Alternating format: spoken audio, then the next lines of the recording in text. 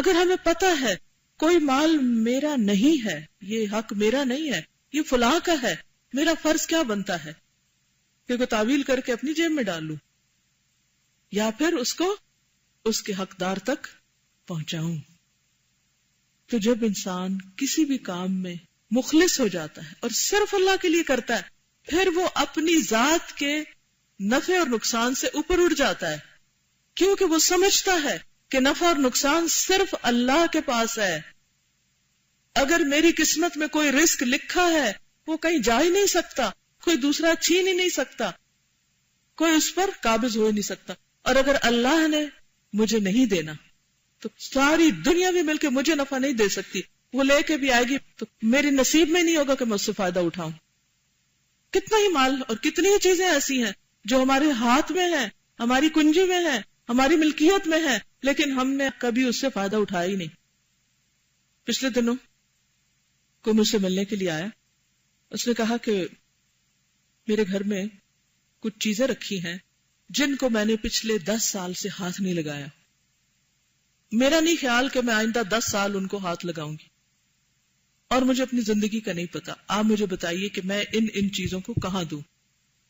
یہ صرف وہ قصہ نہیں، یہ بہت سے لوگوں کا قصہ ہے.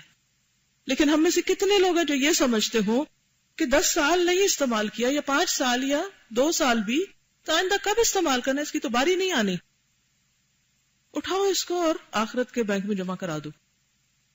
تو بات یہ ہے کہ اگر ہم یہ سمجھ جائیں نا کہ ہمارا وہی ہے جو ہم کھا لیتے ہیں یا پہن کے پرانا کر لیتے ہیں، یہ تھوڑا سا ضرورت کے تحت، اور باقی ہمارا ہے نہیں. اور جب سے پیدا ہوئے ہیں اللہ تعالیٰ رزق دیتا چلا جا رہا ہے، بہت سے اسباب ہیں.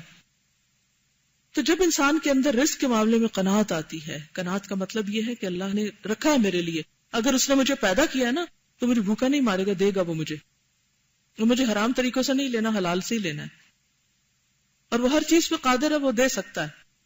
تو پھر انسان وقتی مصیبت پہ صبر کر جاتا ہے اور انتظار کرتا ہے، حتیٰ کہ اللہ تعالیٰ حلال کا دروازہ کھول دیتا ہے، کیونکہ وہ چیز ملنی تو ہے اس کو، کسی اور کے پاس جانی نہیں.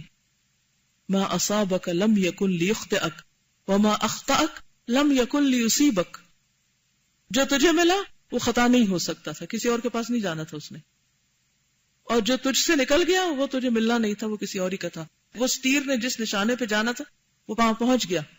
اب تم مت پچھتاؤ بیٹھ کے کہ تمہاری جھولی میں وہ چیز کیوں نہیں گری.